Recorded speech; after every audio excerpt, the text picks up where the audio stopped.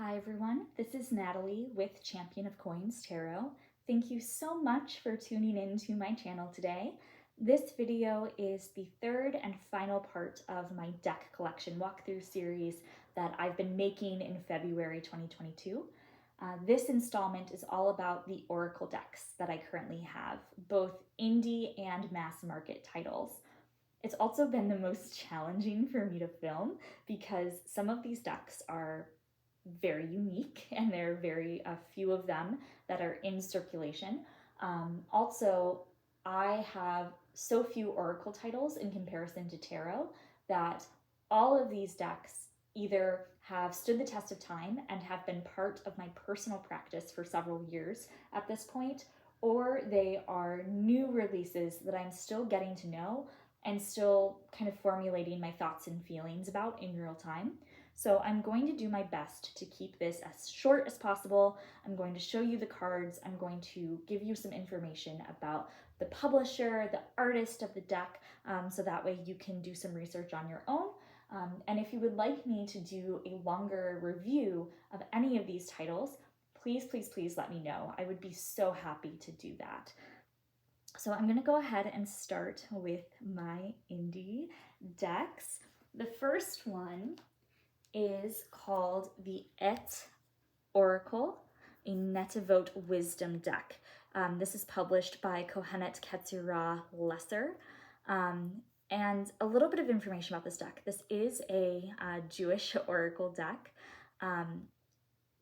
It is based off of the teachings of the Kohenet Hebrew Priestess Institute, which is a feminist clergy school that was founded in the early 2000s, and it stands as an alternative path to ritual leadership for women who kind of stand outside of the traditional rabbinic system in the United States.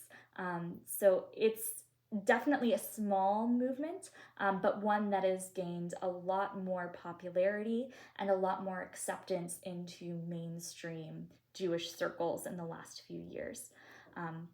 The system is based off of the Hebrew Priestess, which is a book written by the founder, Rabbi Jill Hammer, and in it goes through 13 Netivot, or 13 archetypes of women's leadership that are found both in the Torah itself and also in pre-Torah ancient Israelite tradition.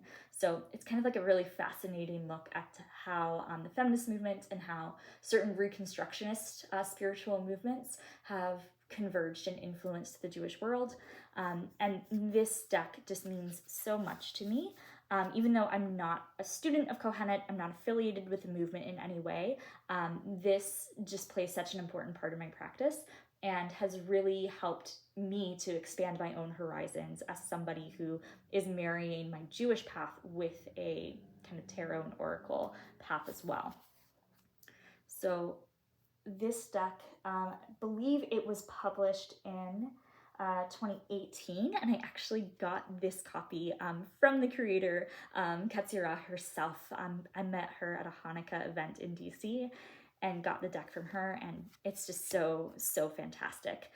So each card has the archetype at the bottom that it corresponds with, both in English on the left and in Hebrew on the right, and it also has a keyword at the top. And there's a blend of contemporary images along with images from traditional Jewish practice. So for example, for this card, Ba'alot Ov, keep the well of the ancestors, the imagery is of a Jewish mikveh bath, which we traditionally use either once a month if you are a married woman, or before major holidays as a form of purifying yourself. So I love this artwork so much. It's bold, it's really evocative, and this is one that definitely I use regularly in my practice. So I want to do a longer explanation of this and about the history of the movement in a longer video, but that is the EChain Oracle. Next up is the Cosmo Visions Oracle by James Eads. This is the same artist who did the Prisma Visions Tarot. And this is the 2020 Kickstarter first edition. I love the sides of this deck. It's edged in this holographic material. And this deck is definitely based off of the Rider-Waite-Smith Tarot structure. There are 5 suits, each corresponding with the elements, and then the major arcana in this deck has been changed. So instead of depicting the Fool's journey through life, it actually depicts the soul's journey through the afterlife and the process that James believes soul goes through in order to become reincarnated into a new life. So I'm still getting to know this one. It's actually my most used deck of February 22. I've been doing daily draws with this, just 1 or 2 cards at a time, and really sinking into each card, into the messages in the guidebook. It's this beautiful impressionistic art style. All of the suits, when you put them together in order, create one cohesive image, which is very lovely. And the court cards in this deck, like the Geomancer here, they actually are archetypes in and of themselves. So just such a powerful and really grounded energy to work with. Really, really love this one. The next one is the Formation Oracle. And this deck just means so much to me. One of my internet friends, Aura Ruth, is the creator of this deck.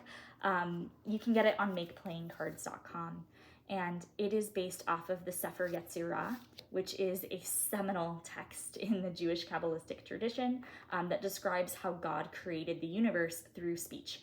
So you have the Hebrew letter on every single card, and the collage artwork is tied to the elemental and the bodily correspondences and the plant correspondences that go with the letter according to the text.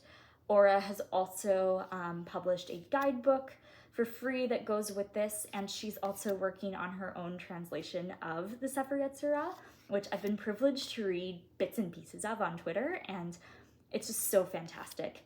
This is just such a ritual deck for me. It's the first deck that I will reach for when I'm creating ritual space, and the energy and the vibration of the Hebrew letter informs the direction that I take from there. It's just been such a beautiful, powerful, visionary tool for me, and I love it. I love it. Next is the Jewish Mystic Cards by Jessica Tamar Deutsch. My edition is actually originally published under the name Tu B'Shvat Seder Cards. Whoops. And that's because the image of this deck, the imagery of this deck is inspired by the holiday Tu B'Shvat, which is the New Year of Trees. It's kind of similar to Earth Day in the Jewish tradition. And we celebrate by having a Seder meal with 4 cups of wine that each correspond to the different levels of existence within the Kabbalah.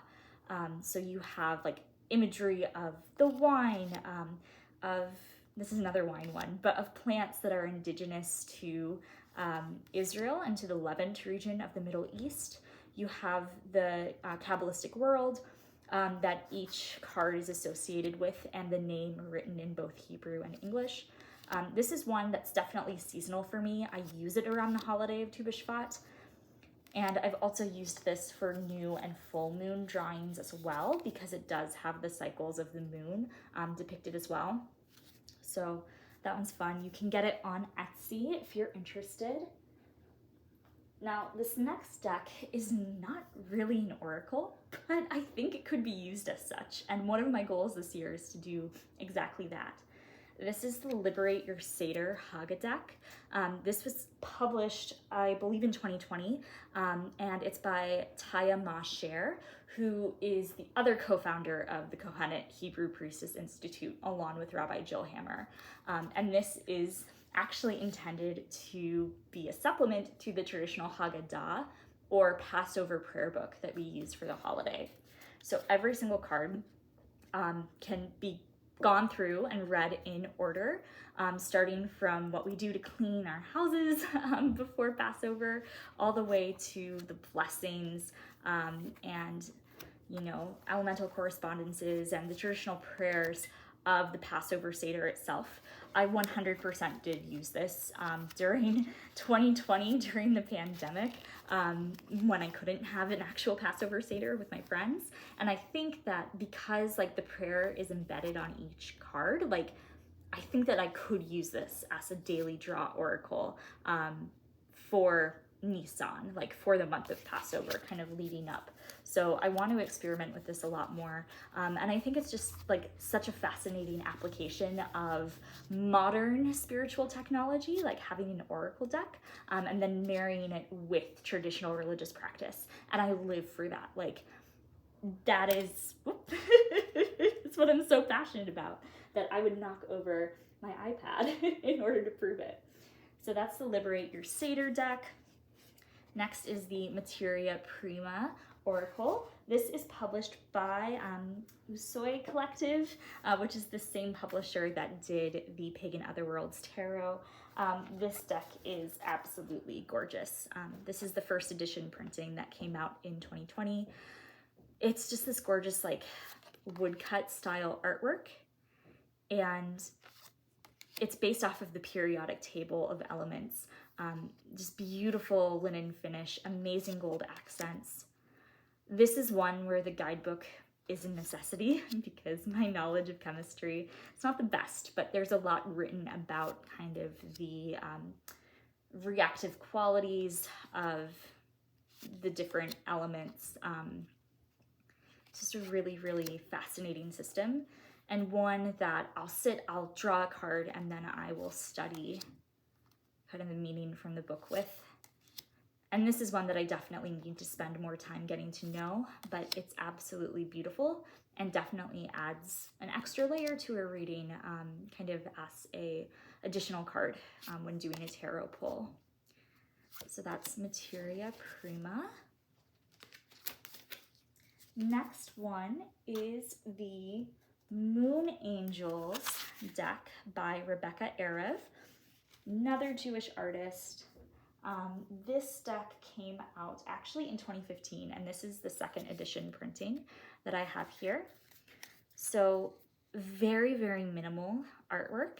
You just have image of either watercolor or collage art, and it's paired with a meditation in the guidebook.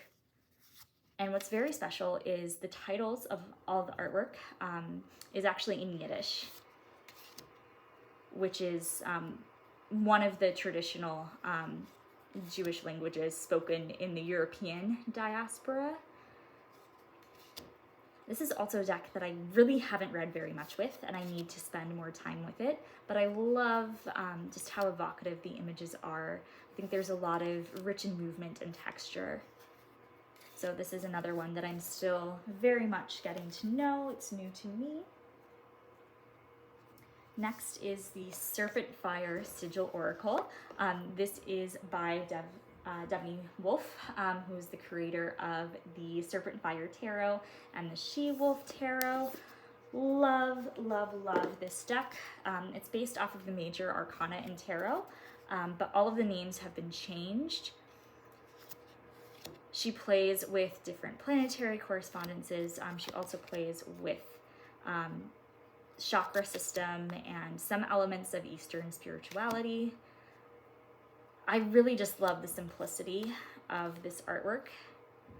I think it's very powerful. This is another deck that I've used a lot this month as a one card daily draw.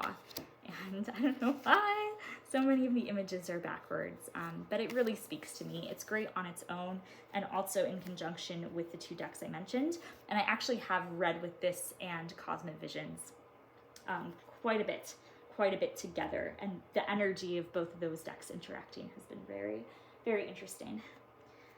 Next up is the Story in Color Lenormand. This is the only Lenormand deck that I have. And this was published in 2017. This is the first edition copy. It's done by Kelly Fitzgerald of the Truth and Story YouTube channel, and it's all watercolor artwork that she did. Very abstract, but just so bold and so colorful, and there's a lot of like deep emotion that I feel from these images that makes it fairly intuitive to read, even, you know, despite not having the traditional Lenormand symbolism there. The guidebook is great. She talks about both the meaning of each card and also what her thought process was while she was painting them. And it's just fascinating look. And the readings are fairly accurate. So this is the Story in Color Lenormand deck. Next is the Supra Oracle.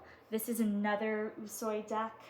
This one came out a little bit earlier, 2019. 2019 is the edition that I have. I think this is actually the third printing. And this is inspired by Jungian psychology. Again, same black and white print style images as the Materia Prima Oracle deck. But this one is definitely more dark. There's a lot of shadow here to play with. You have cards for each element. And I find the keywords for this are very, very evocative. So this is one that I definitely can read with on my own, but the guidebook adds a very rich layer of meaning as well. So that is the Supra Oracle. And then the last indie deck that I have is another one that like straddles the line of whether it's actually a true oracle or not, just because it's such a unique entity. But this is the Teshuva or Returning Oracle deck. And this is a Jewish deck. It's published in 2020 by Devorah Horn, and I got my copy off of Ritual Well, which is a great website that compiles a lot of modern Jewish prayer and ritual. So this deck is intended to be used once a day, every day, in order during the Hebrew month of Elul, which leads up to Rosh Hashanah, our New Year, and Yom Kippur, our Day of Atonement.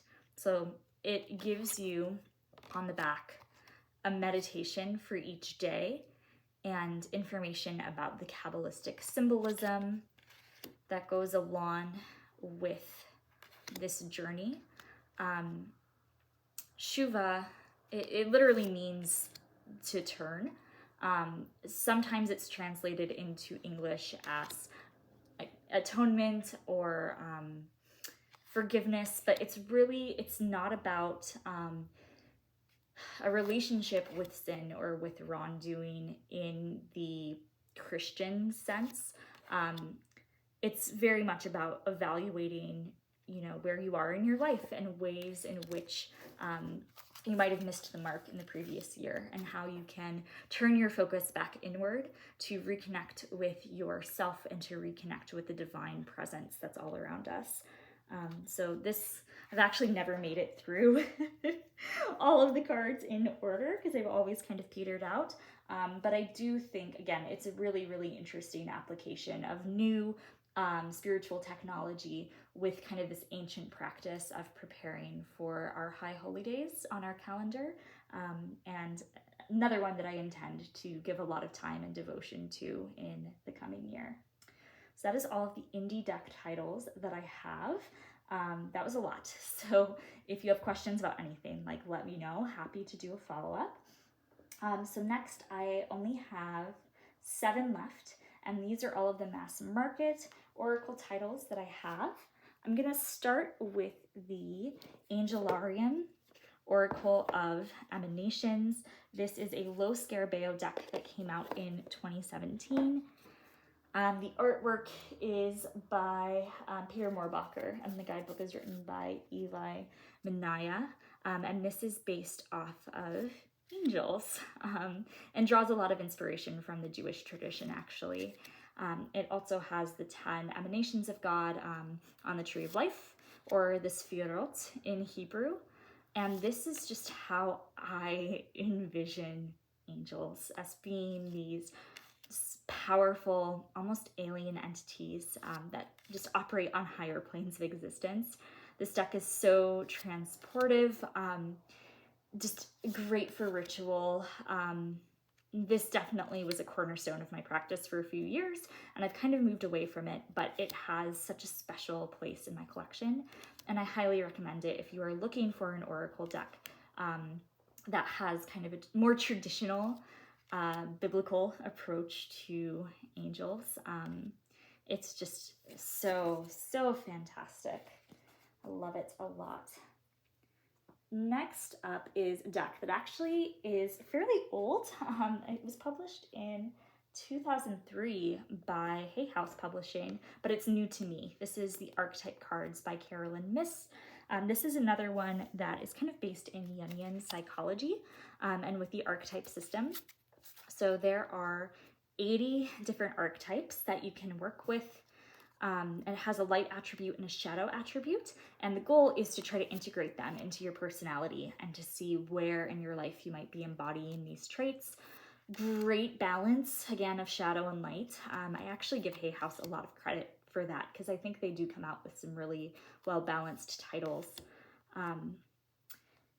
This has been a bit challenging for me to get to know because it's also very much based on Carolyn Miss's book Sacred Contracts. And she believes that you come into this life with a set soul agreements, kind of a set fate or set aspects of your personality. And your goal is to integrate them over the course of your lifetime. And I don't know how I feel about that personally. I'm somebody who leans a bit more on the free will side of the debate about free will versus determinism. So it doesn't resonate with me entirely, but this is a very powerful one-card draw and certainly has been helpful in my practice. So I'm going to work with it some more and decide kind of what my final thoughts are. Next up is the Daemon Tarot by Ariana Osborne. This is actually not a tarot deck. This is definitely an oracle, but the powers that be at Sterling Ethos Publishers decided the title. But this is an oracle deck. It's based off of the Infernal Dictionary, which is a 17th century grimoire exploring goetic demons and spirits. This is one that just opened up so many doors for me. It was one of the first oracle decks that I ever got, and I was very much moving away from a Christian paradigm and wanted to just encounter the shadow and encounter the demonic, like all of the things that I was kind of told to stay away from as a kid. And it was a very, very powerful healing experience. Just so powerful, so playful. This deck, like, definitely speaks in riddles, but very, very accurate. Very, very powerful readings with it. And I definitely do want to do a deeper dive into this because I think it's also interesting just from a historical perspective about seeing attitudes towards witchcraft in Europe at the time. Also, there are some Eastern, here we go, like some Eastern deities like Kali from the Hindu pantheon that European anthropologists were encountering for the first time and were very heavily demonized or denigrated in Western scholarship during that period. And we're still trying to unravel a lot of those imperialist and colonialist ideas about Eastern spirituality from modern scholarship and modern practice even today. So there's a lot of like really rich symbolism and really deep implications about what it means to be spiritual and like what it means to have this exchange with other cultures that I don't think the grimoire intended to be, but I think that Ariana Osborne does a really good job of grappling with the creation of this deck. So that's the Daemon Tarot. Another one that is demon themed is the Fallen Angels Oracle by Nigel Suckling. I believe this was originally published in 2011 by Chico Books, distributed by Barnes & Noble. It's gone in and out of print a few times, so I don't know if it's currently available, but this deck is another one that's very, very powerful. It plays with this idea of the goetic spirits. The guidebook gives brief information, but definitely a lot of insight into the kind of symbolism that's associated with each one. I think whereas the Daemon Tarot is more of kind of a playful and a trickster approach to looking at shadow. This one is more serious and more contemplative. So it kind of balances that out for me in terms of doing shadow work. The collage artwork is just absolutely beautiful. You have just pictures of different mausoleums around the world that really kind of adds to that darkness and to that mystery. So very, very beautiful. Huge fan of this deck. Then next is the EChain Oracle deck. This is published by AGM Urania.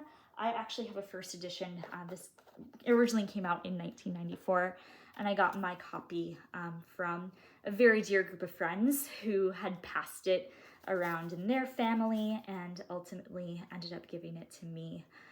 This is based off of the EChain divination system from China. So you have the EChain symbol, but then you also have these really, really beautiful black and gold and red ink drawings that portray the relationship that the symbol is meant to depict. Just kind of like a really beautiful exploration both of humanity's relationship with nature, but also human social dynamics. And what does it mean to be an individual? What does it mean to be an individual in a family, in a community, in a nation, and so forth. So there's just such a deep, deep wisdom here. And this deck actually kind of catalyzed me to start studying the EChain system and Confucianism and Taoism in earnest. Just opened up a lot of pathways for me in terms of my academic scholarship as well. And I'm really, really grateful for this kind of being the catalyst of it. It's absolutely beautiful. I do believe that this is still in print. They kind of do regular re-releases. So if you're interested in working with the system and want a jumping off point for further analysis, definitely recommend. The next up is actually the first Oracle deck that I ever got. This is the Vampire Oracle by Jasmine Beckett Griffith the artwork is by Jasmine Beckett Griffith and the author is Lucy Cavendish. And I've had a lot of Jasmine Beckett Griffith decks in my time, but this is the only one that I've kept because it means so much to me. I think the artwork is stunning. The titles and keywords are very, very rich. And this is one where I just let my intuition play. I will do full spreads with the Oracle deck by itself or as a clarifier with a tarot reading. And there's a lot of really rich symbol to play with.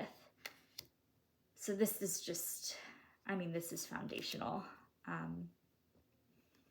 I've had this since it came out in 2015 and still have it to this day and love it even more than I ever thought possible. And then the very, very last Oracle deck in my collection, and another just deep, lovely soul deck for me, is the Soul's Journey Lesson Cards by James Van Praagh. This was published by Hay House, and it's absolutely fantastic.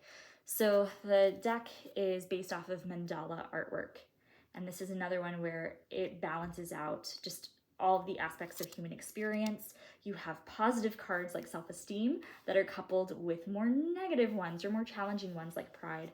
And there's a mantra at the bottom that you can repeat to yourself in meditation and contemplation with it. I love this. I love this so much. This is another one where I can read it by itself. I read it in conjunction with tarot. I will have these out on my altar space throughout the week to give me insight and just inspiration for whatever is to come ahead. And it's really, really healing. A lot of self-work and a lot of self-discovery that I've done over the years. I did do a review of this deck when I first got it. I think it's still on my channel from 2016, if you want to check that out. But this is one that I just love so much. And if I had to give an Oracle deck to every single person that I knew in my life as a gift, I would probably give them this, just because I think it's so accessible, but also just it cuts so deep. It's really, really wonderful. So that is a look at my entire Oracle deck collection as of February 2022. And this is also the conclusion of my collection walkthrough series. So thank you so much for going on this exploration with me. I'm so grateful for each and every one of you. Again, if you have any questions, if you want to share your thoughts on which titles you really resonate with, or maybe that you have in your collection, or ones that have been a bit of a challenge, let me know. I would love to talk about them with you and just to continue spreading the love of tarot and oracle systems. So I hope that you are safe, I hope you are well, and that you have a wonderful rest of the day. Take care. Bye.